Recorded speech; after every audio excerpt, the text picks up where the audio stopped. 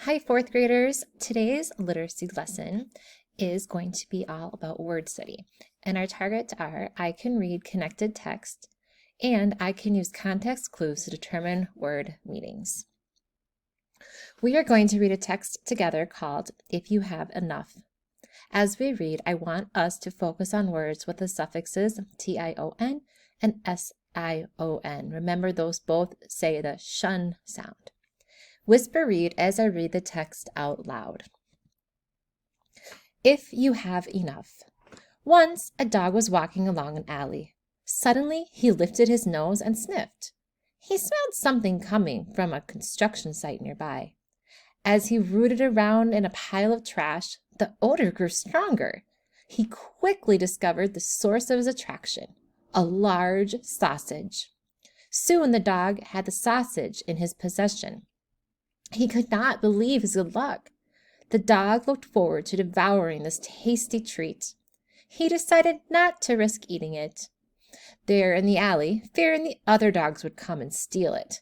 So he tucked the sausage into his mouth and headed for his home, where he could eat in peace. To get home, the dog had to cross a low bridge over a shallow creek. As he trotted along, the dog looked down and saw another dog holding a sausage in his mouth. His impression was that the other dog was holding an even bigger piece of meat. He dropped the sausage and jumped off the bridge, thinking that he would snatch this large prize. Once he hit the water, the other dog disappeared. Realizing that the other animal had been his own reflection, the dog scurried back up onto the bridge to retrieve his prize. But it was gone. While the dog had been in the water, a hawk had swooped down, snatched the sausage, and flown away. The hungry dog slunk home in a state of depression, knowing that his own action had caused him to lose his dinner. Moral: if you have enough, don't risk it to go after more than you need. Okay, so now after we read this story, we're going to do a comprehension check. So comprehension is basically, what did you understand in the story? So in your reader's notebook, I want you to open up to mini lesson. Then I would like you to open to the next clean sheet. And there's going to be 5 questions I would like you to ask or to answer. You do not need to write the question. You just need to write the sentence frame, which you see on the screen. So question number 1, why didn't the dog eat the sausage in the alley? On your paper, you are going to write number 1, the dog didn't eat the sausage because. And then where that line is, that's your own thoughts. So you can pause the video right now and begin that first question.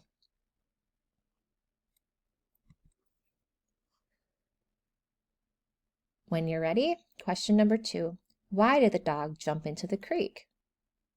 In your paper, you're going to write number 2. The dog jumped into the creek because. Again, you do not need to write the question, just the sentence frame. And check your punctuation, your capital letter at the beginning, your period at the end. And if the words are on the screen, I expect that they're also spelled correctly in your notebooks. Question number 3. What was the result? Cite text details to support your answer. So when we use the word cite text details, that basically is just telling me, where did you find that answer in the story? Cite, find where it was, and then that's going to be some support for your answer. So question number 3, you could frame it as, in the end, blank, happened because, and then write your sentence. Pause the video, do your question number 3. Number 4, how does the moral at the end relate to the story?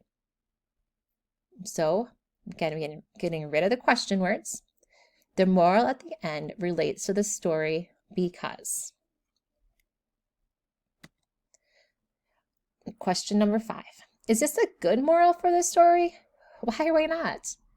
Yes, this is a good moral for the story because.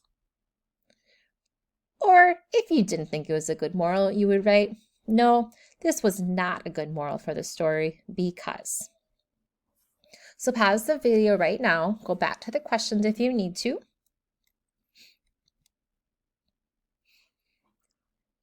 So in addition to comprehension, we're going to talk a little bit about context clues.